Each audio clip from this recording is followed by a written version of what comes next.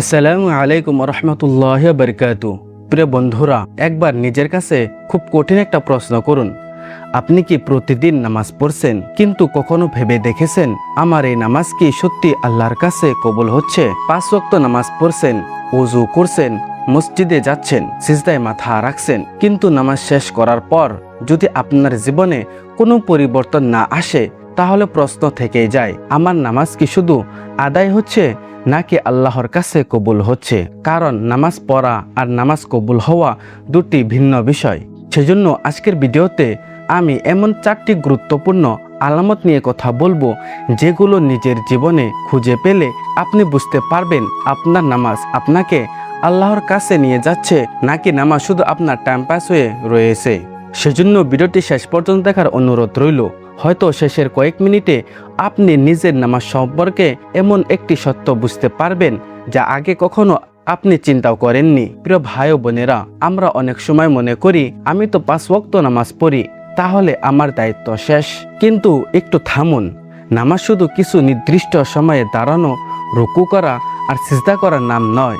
নামাজ হচ্ছে আল্লাহর সামনে দাঁড়িয়ে নিজের বান্দা হওয়ার কথা স্বীকার করা। আমরা যখন বলি ইয়াকা না'বুদু, তখন আমরা ঘোষণা করেছি, হে আল্লাহ, আমরা শুধু আপনারই ইবাদত করি। কিন্তু নামাজ শেষ করে যদি আমরা আবার এমন কাজে ফিরে যাই যা আল্লাহর অপছন্দনীয়, তাহলে আমাদের নিজেদের প্রশ্ন করা দরকার, আমার নামাজ কি আমার জীবনে কোনো প্রভাব ফেলেছে?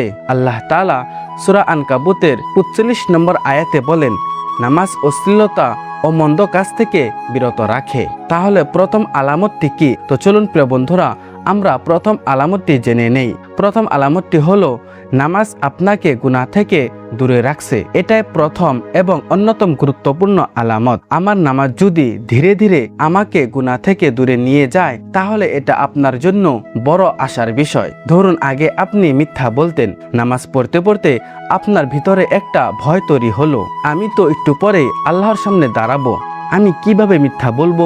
আগে আপনি কারো গীবত করতেন, এখন গীবত করতে গেলে আপনার বিবেক আপনাকে থামিয়ে দেয়। আগে আপনি হারাম জিনিস দেখতে আপনার কোনো সমস্যা হতো না, কিন্তু এখন চোখ চলে গেলে আপনি নিজেকে সরিয়ে নেন। আগে রাগের সময় কাউকে যা তা বলতেন, এখন রাগ উঠলে মনে হয় আমি তো নামাজ পড়ি, আমাকে আমার রাগ নিয়ন্ত্রণ করতে হবে। প্রিয় ভাই ও বোনেরা, এটাই নামাজের প্রভাব। নামাজ যদি আপনার চরিত্রে পরিবর্তন আনতে শুরু করে, তাহলে সেটা খুবই গুরুত্বপূর্ণ একটি আলামত। কারণ নামাজের উদ্দেশ্য শুধু শরীরকে কয়েক মিনিটের জন্য মসজিদে বা জায়নামাজে দাঁড় করানো নয়। নামাজের উদ্দেশ্য হলো হৃদয়কে আল্লাহর দিকে ফিরিয়ে দেওয়া। তাই আজকে নিজের কাছে প্রশ্ন করুন, নামাজ শুরু করার পর আমার মিথ্যা কি কমেছে? গীবত কি কমেছে? চোখের গুনাহ কি কমেছে? হারাম কাজ থেকে দূরে থাকার চেষ্টা কি বেড়েছে? যদি উত্তর হ্যাঁ হয়, আমি আগের মতো নেই, আমি বদলানোর চেষ্টা করছি, তাহলে আলহামদুলিল্লাহ, এটা আপনার জন্য আশার বিষয়। তবে মনে রাখবেন, এর মানে এই নয় যে আপনি আর কোনো গুনাহ করবেন না।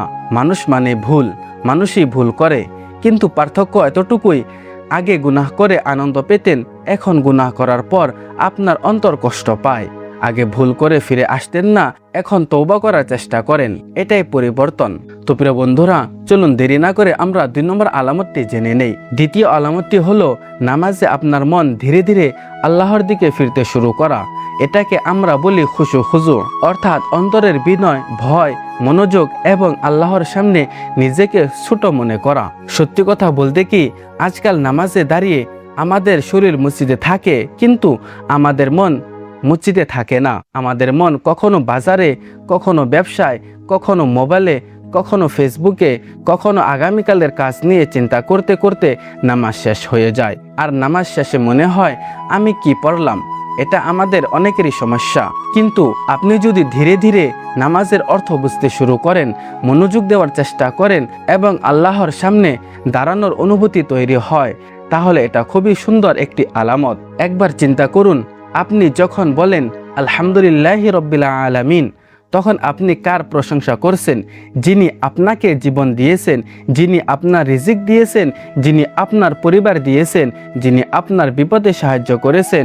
আপনি যখন সিজদায় যান তখন মনে রাখুন এই মুহূর্তে আপনি আপনার রবের সামনে সবচেয়ে বেশি বিনয়ী অবস্থায় আছেন। তাই নামাজকে শুধু দ্রুত শেষ করার কাজ বানাবেন না, ধীরে পড়ুন, যা পড়ছেন তার অর্থ বোঝার চেষ্টা করুন। আর নিজের মনকে বলুন, আমি এখন দুনিয়ার কারো সামনে দাঁড়াইনি, আমি আমার রবের সামনে দাঁড়িয়েছি।